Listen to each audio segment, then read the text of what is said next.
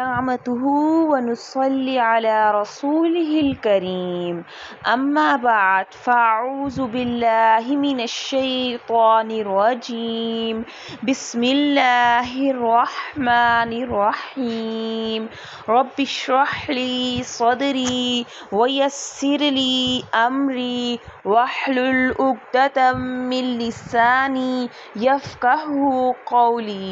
اللہ کی محبت، حقیقی محبت۔ ہر انسان محبت دینا بھی چاہتا ہے اور لینا بھی چاہتا ہے، مگر بہت سی محبتیں غلط راستوں پر نکل گئی ہیں، جیسے نامحرم کی محبت۔ آج ہم جانیں گے کہ محبت کس سے کرنی ہے اور کیسے کرنی ہے۔ ہر مسلمان اللہ سے محبت کا دعوے دار ہے، لیکن بدقسمتی سے بہت کم ایسے ہیں جو یہ جانتے ہیں اللہ سے محبت کیسے کی جاتی ہے۔ ہم ہر چیز کے بارے میں معلومات لیتے ہیں، کپڑے، جوتے، معاشرے کے رکھ رکھاؤ، ہر چیز کو سرچ کرتے ہیں، لیکن کبھی یہ جاننے کی کوشش نہیں کی کہ اللہ سے محبت کیسے کرتے ہیں۔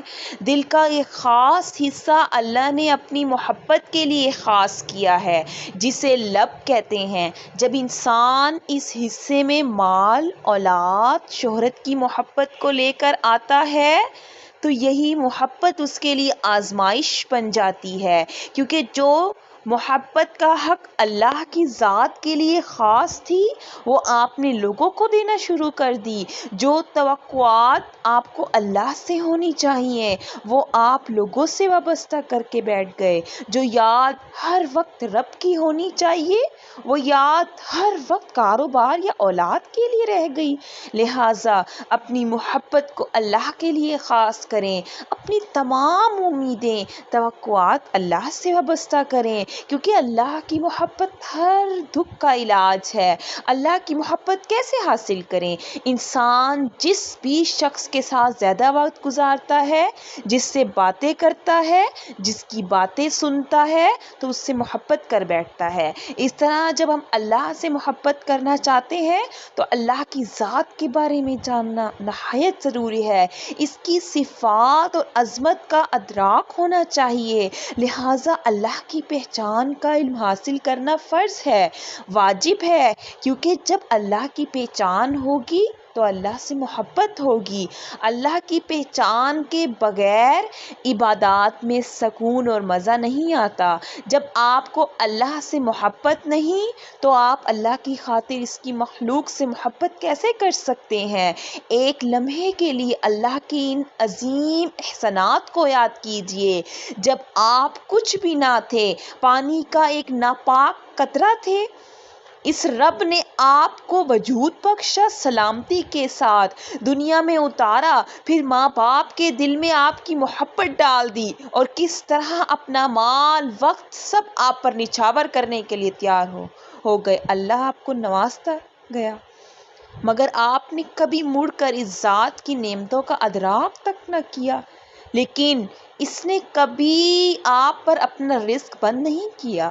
پھر جب کبھی مصیبت آئی اور آپ نے اپنے گناہوں کے بوجھ کے ساتھ اس رب کے سامنے حاضری دی تو اس نے آپ کو آغوش رحمت میں لے لیا، اپنی قربت اور حمایت کا یقین دلایا، کبھی طنز نہ کیا، نہ طعنہ دیا کہ پہلے تو غافل تھے اب کیوں آئے۔ وہ رب تو اپنے بندے کے انتظار میں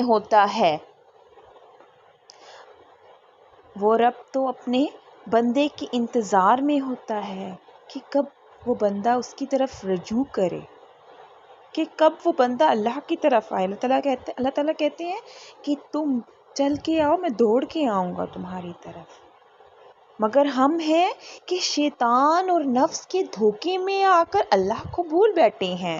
ہم ساری دنیا سے بات کر لیتے ہیں، ہر ایک کو اپنا دکھ بتاتے ہیں، لیکن وہ اللہ کی ذات جو سب سے قریب ہے اس سے بات نہیں کرتے۔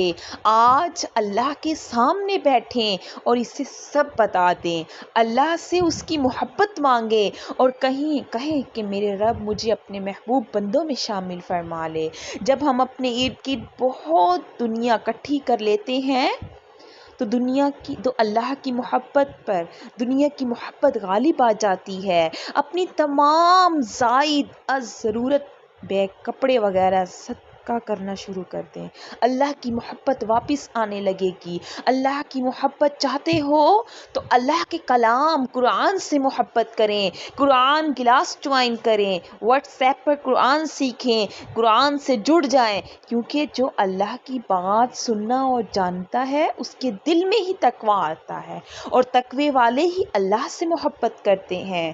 خود اللہ تعالیٰ نے ہمیں قرآن میں وہ نسخہ کیمیا بتا دیا جس کے ذریعے ہم اللہ کی محبت کے حقدار بن سکتے ہیں, اور وہ ہے رسول صلی اللہ علیہ وآلہ وسلم کی اطاعت.